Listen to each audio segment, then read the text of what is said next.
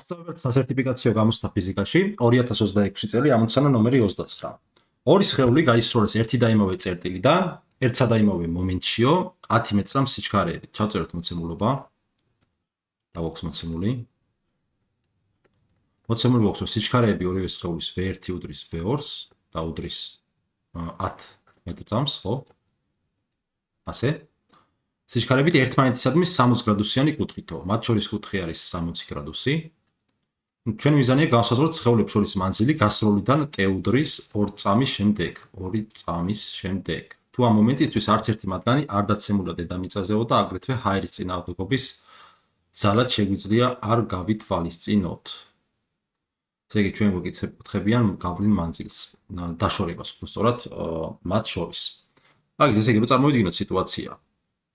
ერთი სიჩქარე არის აქეთ მიმართული პირობითად, ეს არის V1 სიჩქარე, მეორე სიჩქარე არის ასე მიმართული, V2 და ამათ შორის კუთხე არის 60 გრადუსი. ხო? შესაბამისად, ეხლა ეს ორი სხეული ერთმანეთს შორდება რა სიჩქარის? ერთმანეთის მიმართ ფარდობითი სიჩქარით შორდება, ხო? V ფარდობითი სიჩქარით შორდება.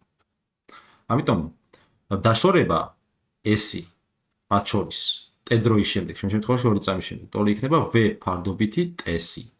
V ფარდობითი კიდე შეგვიძლია გავსაზღვროთ აქ კოსინუსების თეორემით, კერძოდ V ფარდობითის კვადრატი, ტოლი იქნება V1-ის კვადრატს პლუს V2-ის კვადრატი მინუს 2V1 V2 და ამათ შორის კუთხის კოსინუსი, ასე, ეს ტოლი იქნება.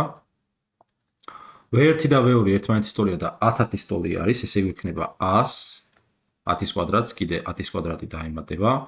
გამოაკლდება 2-ჯერ 10-ჯერ 10 იქნება 200 და ეს კიდე გამრავლდება კოსინუსის 60 გრადუსზე არის 1/2.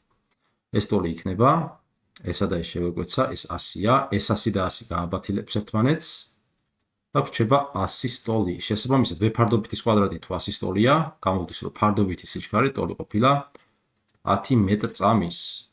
ფარდობითი სიჩქარე თუ 10 მეტრწამია, ჩავსვათ მანძილის ფორმულაში, დაშორების ფორმულაში, ვექნება V ფარდობითი 10-ჯერ 2 უდრის 20 მეტრს.